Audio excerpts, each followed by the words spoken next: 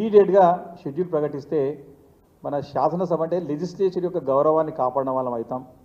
దీని యొక్క ఔన్నత్యాన్ని, దాని యొక్క ప్రతిష్టని, దాని యొక్క స్పిరిట్ని కాపాడాల్సిన అవసరం ఉంది కాబట్టి దీని ఇమీడియట్ యాక్షన్ తీసుకోవాలి. అంతేకాకుండా గతంలో మేము బీఆర్ఎస్ పార్టీ డిమాండ్ చేశాం, మిగతా 7 సంబంధించినటువంటి డిస్క్వాలిఫికేషన్ పిటిషన్ కూడా ఆల్రెడీ స్పీకర్ గారి కార్యాలయంలో ఆల్రెడీ స్పీకర్ గారికి మా అందరి చేతుల మీదుగానే అందరం శాసనసభ్యులు మనం వారికి ఇవ్వడం జరిగింది. కాబట్టి దానిపైన కూడా ఈ 4 వారాల్లో తీసుకొని షెడ్యూల్ ఇస్తే మరి మన యొక్క లెజిస్లేచర్కు గౌరవాన్ని కాపాడిన వాళ్ళం అవుతామని చెప్పేసి నేను స్పీకర్ గారిని మరి పర్సనల్గా కోరదలుచుకున్నాం. కానీ ఈరోజు స్పీకర్ గారు సెక్రటరీకి అని మేము కోరుతా ఉన్నాం, తక్షణం ఆ చర్య తీసుకోవాలని చెప్పేసి. అయితే దీనిపైన మరి నిన్న assembly affairs minister Sridhar Babu గారు మాట్లాడుతూ మరి వారు నిజంగా వారంటే హై రిగార్డ్స్, అంటే మాకు గౌరవం ఉండే, ఎందుకంటే గతం నుంచి కూడా వారు అపారమైన అనుభవం, ప్రజాక్షేత్రంలో మరి చక్కటి పేరు గడించినటువంటి నాయకుడిగా శ్రీధర్ బాబు గారికి క్రెడిబిలిటీ ఉన్న నాయకుడిగా మేము భావిస్తాం. కానీ వారు నిన్న మాట్లాడిన మాటలతోని వారి క్రెడిబిలిటీని కోల్పోతా ఉన్నారు. వారిపైన ప్రజలకు ఉన్న గౌరవాన్ని తగ్గించుకుంటున్న విధంగా నిన్న శ్రీధర్ బాబు గారి మాటలు స్పష్టంగా కనపడతా ఉన్నాయి.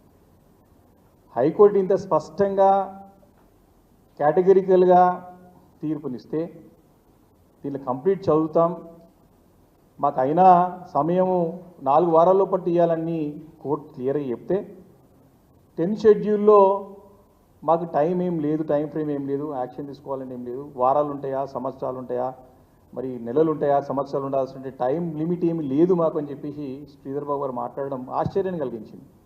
సరే వేరే ఎవరో మాట్లాడుతారంటే అర్థం ఉంటుంది, మరి అర్థం లేని మాటలు మాట్లాడతారు. కానీ as a learned person, as a learned లీడర్గా ఆయనకి ఒక గతంలో పనిచేసినట్టు అనుభవం ఉన్నది. వారు స్వతహాగా కూడా మరి లా చదివినటువంటి మరి వ్యక్తిగా మరి ఈ రకంగా మాటలు మాట్లాడుతుంటే మాకు ఆశ్చర్యం కలిగింది. మరి వారు సభా సాంప్రదాయాన్ని, సభ యొక్క గౌరవాన్ని, అసెంబ్లీ లెజిస్లేటివ్ గౌరవాన్ని కాపాడే విధంగా వారి చర్యలు ఉంటాయేమనుకున్నాం. కానీ ఈ రకంగా దాటివేసే ధోరణిలో మాట్లాడడాన్ని మాత్రం తీవ్రంగా మేము ఖండిస్తూ ఉన్నాం. దాన్ని అంటే ఎట్లయిపోయిందంటే శాస్త్రం చెప్పే బల్లి కుడుదల పడ్డట్టు ఉంది. అంటే వారు ఇంత చక్కగా అన్ని తెలిసిన వ్యక్తి ఈ రకంగా మాట్లాడడం, మరి కోర్టుని గౌరవిస్తూ అనుకుంటేనే మరి కోర్టుని అగౌరవపరిచే విధంగా మాటలు మాట్లాడినారు. వారు శ్రీధర్ బాబు గారు కూడా స్పష్టంగా వారు కూడా తెలుసు, సుప్రీంకోర్టు యొక్క ఫుల్ బెంచ్ ఈ యొక్క అనర్హత పిటిషన్స్ పైన గతంలో చాలా క్లారిటీగా తీర్పు ఇచ్చింది 3 నెలల లోపల. ఎందుకంటే ఒక శాసనసభ్యుడికి కానీ పార్లమెంట్ సభ్యుడికి కానీ 5 సంవత్సరాలు మనకి డ్యూరేషన్ ఉంటుంది. సంవత్సరాల కొద్దీ మీరు దీన్ని కాలయాపన చేస్తే స్పీకర్ గారు, any speaker like parliamentary speaker కానీ అసెంబ్లీ స్పీకర్ కానీ దీనిలో ఎక్కడ న్యాయం జరుగుతుంది, ఎక్కడ మరి సరిదిద్దే ఒక అవకాశం ఉంటుందని చెప్పి సుప్రీంకోర్టు ఫుల్ బెంచ్తో పాటు చీఫ్ జస్టిస్ కూడా మరి కాన్స్టిట్యూషనల్ బెంచ్ కూడా దీన్ని కన్ఫర్మ్ చేసిన సంగతి పదే చాలా సందర్భాల్లో చూసాం. వారు కూడా తెలుసు. ఈరోజు చట్టం ఈరోజు అమల్లో ఉంది. హైకోర్టు కూడా సుప్రీంకోర్టు ఒక తీర్పు మాకు మార్గదర్శకం, దాని అనుగుణంగా ఈ తీర్పునిస్తున్నామని చెప్పారు. కానీ శ్రీధర్ బాబు గారు దీన్ని వక్రీకరించి చెప్పే ప్రయత్నాన్ని మరి మేము తీవ్రంగా ఖండిస్తా ఉన్నాం. దాన్ని ప్రజలు హర్షించరు. ప్రజలు నిజంగా వారి లాంటి శ్రీధర్ బాబు లాంటి నాయకుడు మాట్లాడడంని మరి ఎవరు కూడా దీన్ని యాక్సెప్ట్ చేయడానికి సిద్ధంగా లేరని చెప్పి సందర్భంగా మనవి చేస్తా ఉన్నాం. మరి ఇంకా కూడా ఒక స్టెప్ ముందుకు వెళ్ళి కూడా వారు ఏమంటున్నారు, 10 మంది ఎమ్మెల్యేలు మరి మీరు పార్టీలో చేర్చుకున్నారంటే ఎవరు పార్టీలోకి వచ్చినా మేము చేర్చుకుంటామని చెప్తా ఉన్నారు.